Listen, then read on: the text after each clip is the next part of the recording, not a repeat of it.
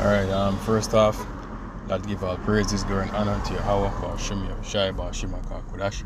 Do honor to the apostles of great stone. Shalom to you, brothers out there. Wishing his work in sincerity, in honesty, in truth. Right? And you sisters, that you are listening here and believe. This is just an impromptu, if you will. Right? I could name it various topics, so I didn't really have a topic in mind. I just, this precept just came to mind, and then I'm just going to work with the flow of the Spirit.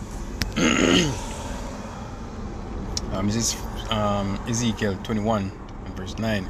Son of man, prophesy and say, thus saith the Lord, say a sword is sharpened, it is sharpened and also furbished. I don't know how much people really know about them nuclear missiles, and stuff like that, in this era, right? I hear some people talking about nuclear missiles are nuclear bombs, right? Are a husk as they call it. That is fake, and there's no such thing as nukes. But hey, it just goes to show you how more deranged and deranged the people of the society is getting. Y'all moving backwards, right? Where wisdom is concerned, and even day-to-day common sense. You people prove lacking day by day. You're just lost in this utopia that you've created in your own mind, thinking you're living in Elysium, right?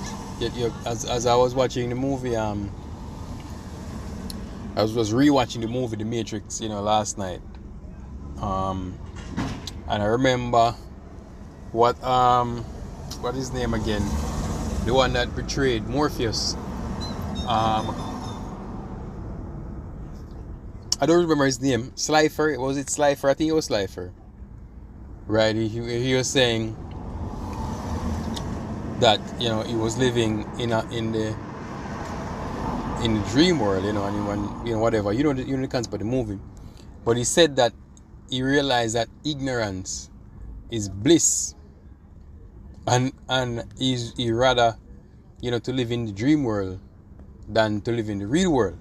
Right, and just thinking about it, that's our people, right? That's the majority of our people, right? Now they rather to live in ignorance, right? But that is what makes them happy. Not knowing exactly what's going on, that makes them happy. Being delusional is what makes them happy, right? That's why they say, the scriptures say, they say unto the prophets, prophesy unto us smooth things, prophesy unto us lies. Right, that's what in the spirit they just want they think everything is all right and everything is is just going on and things will continue as this forever, right? And they like that capitalism mindset where they think that they can work and put together something or whatever to get rich, and get rich so they can spend up some money and then die, right? And that is their mindset. That is legitimately how they think. Like what they think life is, right? And when you tell them the truth and show them the truth according to the scriptures, right, they can't take it, right? You hear them say, whenever we talk, we make them scared, and that is that's what's in your spirit, right? You don't want to hear the truth because the truth is scary. It is scary, but it's in your spirit to hear lies, right? But hey, the scripture say. You have eyes that you may not see and ears that you may not hear, right? I mean, we know that this truth is for the elect of Yahweh Ba'ashim Yahushai.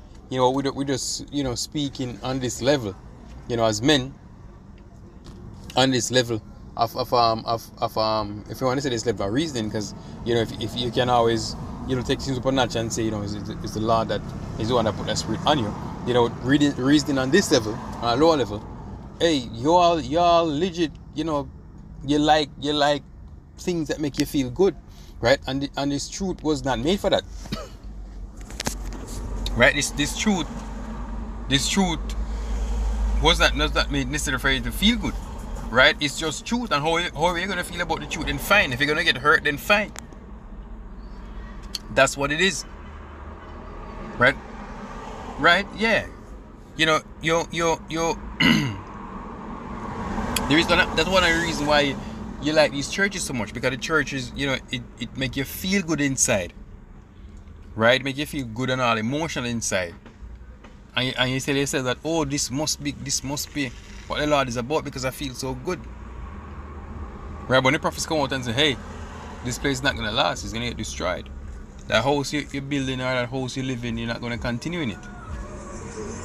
Right? That job you love so much, money's going to fail, and you know, you're not going to be able to go there anymore. You won't be getting paid. Right? Society's going to break down. All hell is going to break loose. You know, a lot of people, you know, are going to die. That's the truth. Continuing, he said, it is sharpened to make a sore slaughter. It is furbished that it may glitter. Should we then make mirth? Should we then party?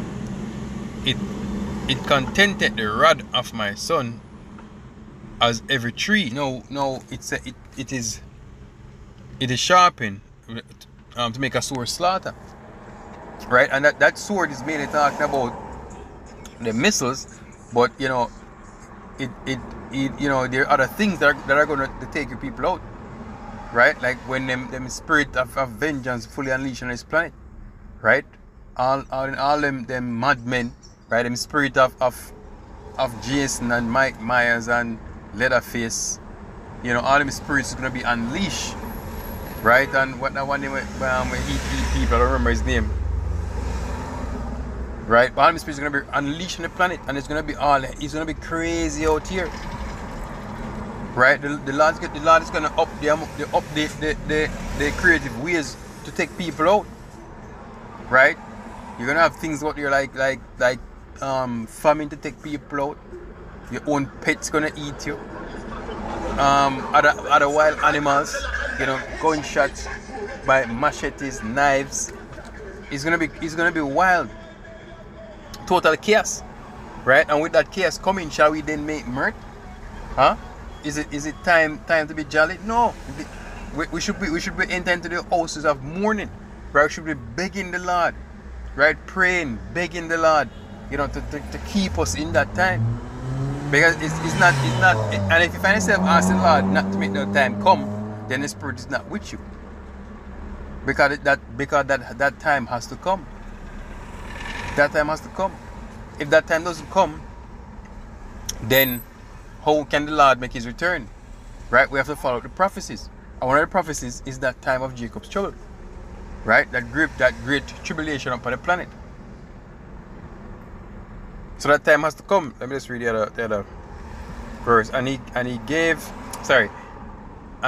had given it to be furbished, that it may be handled. This sword is sharpened and is furbished, and to give into the hand of the slayer. Now, who is that slayer? Right? Them Edomites. Right? That so-called white man, as you call him. He's the slayer.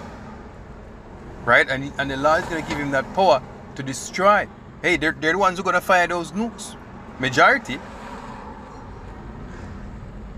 Right? They're the one who, when America become a police state, you know, martial law kicking off. You see them have them coffins from the FEMA coffins. I know they have some more new coffins ever since the Big C. Hey, there's gonna be a sword slaughter. The scripture said, "He shall be as madmen, sparing none." That is how wicked. That is how outrageous he's gonna get, right? If it's not for the Lord, you know, setting up a standard, then even the men of the Lord would have been caught up, would have get swept up, right? But the Lord is gonna set that standard, right?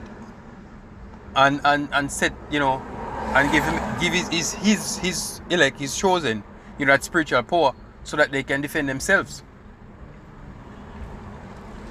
right? And make it through that time. Now the scripture had said that some shall die for his name's sake, right? but not all will perish. Right? There will be a remnant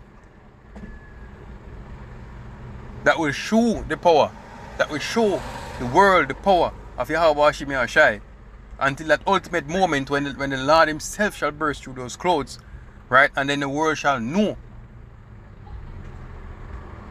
the Lord once again, and shall once again call him Allah Shadia.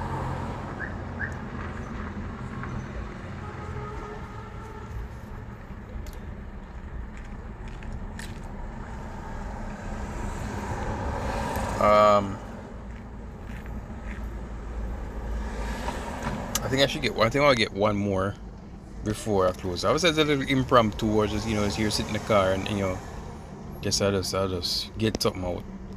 Anything at all, I'll just get something out. Oh, wrong button. There we go.